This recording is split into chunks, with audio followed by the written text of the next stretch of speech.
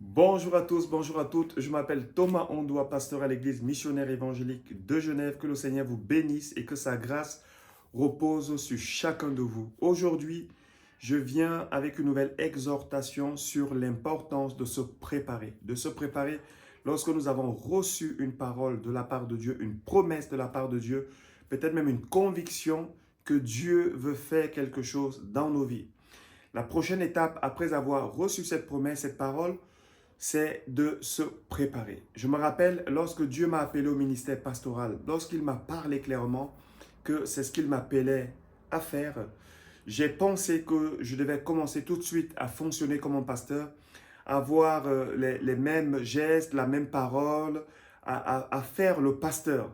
Et Dieu m'a arrêté et il m'a dit, prépare-toi, prépare-toi. J'ai compris que je devais travailler mon intimité avec lui, lire la parole, prier dans le sens de ce qu'il m'a montré, dans le sens de la promesse, et simplement attendre que la promesse s'accomplisse, car cette partie-là, c'est lui qui va l'accomplir. Une bonne préparation nous garantit un peu plus de succès dans ce que Dieu veut nous donner. Par contre, une mauvaise préparation peut faire en sorte que les choses que Dieu veut nous donner, au moment où elles se présentent, elles nous filent entre les doigts à cause simplement d'une mauvaise préparation ou d'un manque de préparation. Nous voyons cela dans le peuple de Dieu lorsqu'ils vont sortir d'Égypte où ils étaient esclaves de Pharaon. Ils vont un an plus tard se retrouver devant le pays que Dieu avait promis de leur donner. Un pays, selon la parole de Dieu, où coulerait le miel, le lait et le miel, qui étaient des symboles d'un pays prospère, un pays qui était bon. Lorsqu'ils se retrouvent un an plus tard devant ce pays, le cœur de ce peuple était clairement pas prêt. Sur 12 espions que Moïse va envoyer pour explorer le pays, 10 d'entre eux vont venir avec un compte rendu défaitiste.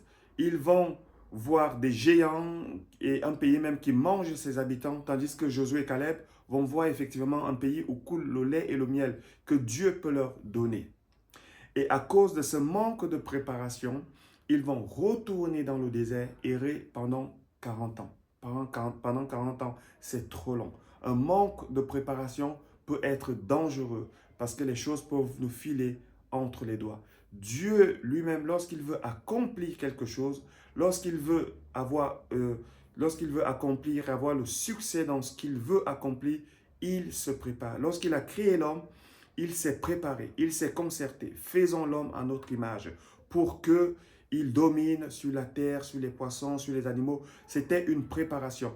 Et tout l'Ancien Testament était une préparation pour nous conduire au sacrifice parfait en Jésus-Christ, pour nous conduire dans la grâce et dans l'œuvre que Dieu allait accomplir au travers de son Fils Jésus. Et Jésus est celui qui nous conduit, bien sûr, vers le Père. J'aimerais t'encourager aujourd'hui. Si tu as reçu une parole de la part de Dieu, si Dieu t'a fait des promesses qui t'aident à s'accomplir, peut-être que tu as déjà commencé à te préparer. Continue à te préparer. Continue à te préparer. Et si peut-être ce n'est pas encore le cas, commence à te préparer. Travaille peut-être ton intimité avec Dieu. Lis la parole. Peut-être que c'est une préparation physique que tu dois faire.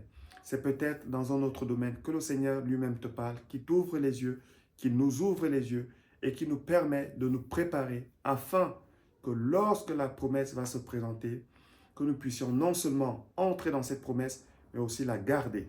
Que le Seigneur vous bénisse et que sa grâce repose sur chacun de vous. Je vous dis à bientôt pour une nouvelle exhortation. Soyez bénis au nom du Seigneur Jésus.